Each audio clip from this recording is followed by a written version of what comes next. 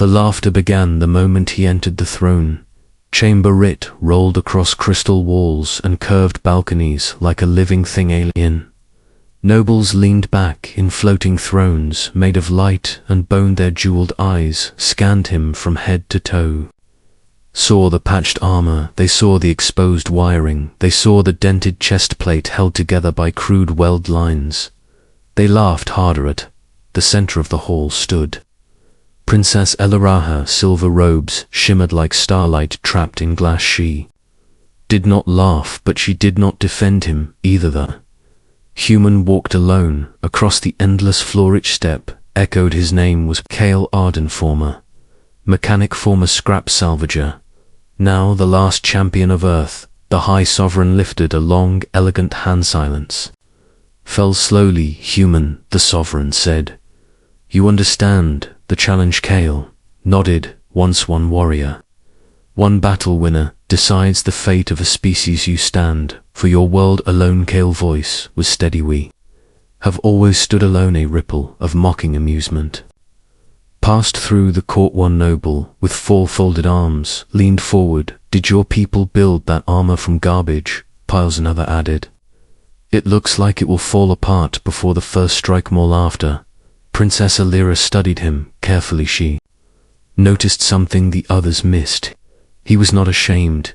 He was not angry. He looked calm, almost resolved. The arena gates opened behind him. White light flooded the chamber. Kale stepped forward. The doors sealed shut. The arena was vast beyond scale. Its surface shimmered with controlled gravity. Fields across from him stood the champion of the radiant dominion. Tall, perfect, encased in seamless living armor grown from biocrystalline. Spear of condensed star energy hummed in its grip. The alien champion tilted its head. You are fragile, it said. Why send one so poorly equipped? Kale rolled his shoulders slowly. Because this is what we have.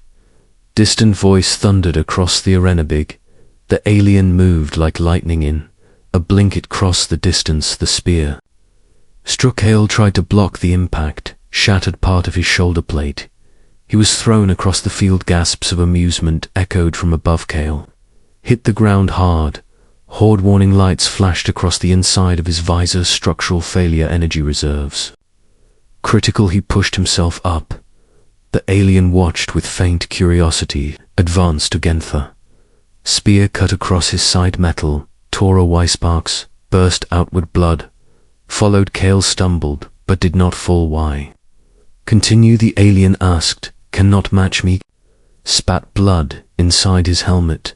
Matching you was never the plan. The alien attacked again. Precise, elegant, deadly. Each strike tore away more of the junk. Armor chunks fell smoking to the arena floor from the balconies. The nobles laughed openly against Princess Elira. Gripped the edge of her throne.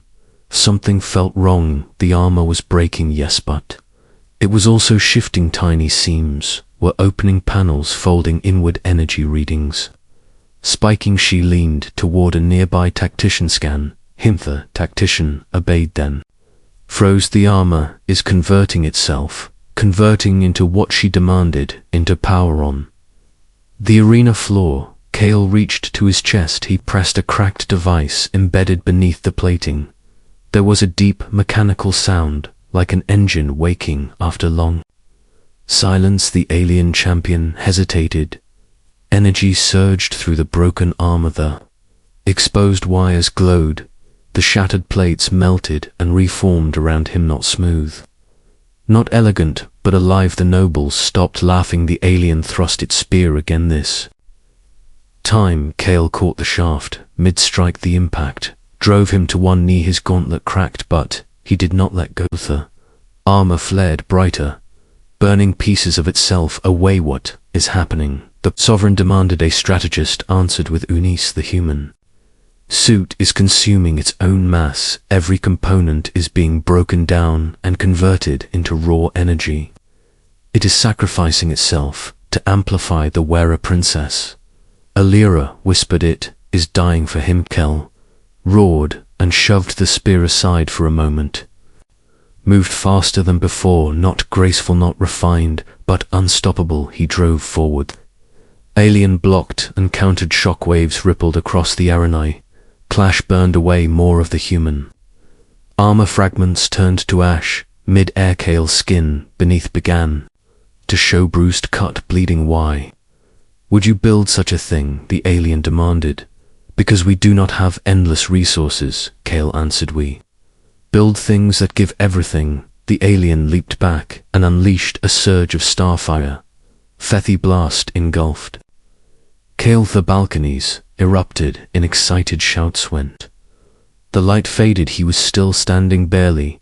A skeletal inner frame remained around his torso and arms. The rest had burned. A energy still coursed through the thin structure. Unstable. Wild princess Alira stood without realizing. The sovereign watched in silence. Kale walked forwards slowly. Every step cost something.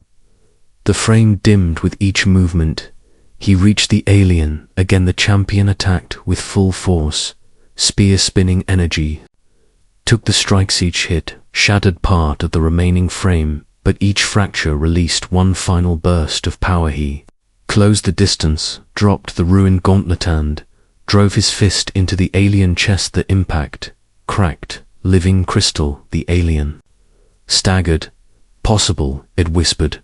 Kale grabbed the spear shaft and snapped it against his neither. Frame around him flickered violently. Critical overload warnings screamed inside his helmet. He ignored them. He lunged forward, wrapped both arms around the alien champion and held tight. The remaining armor converted all at once.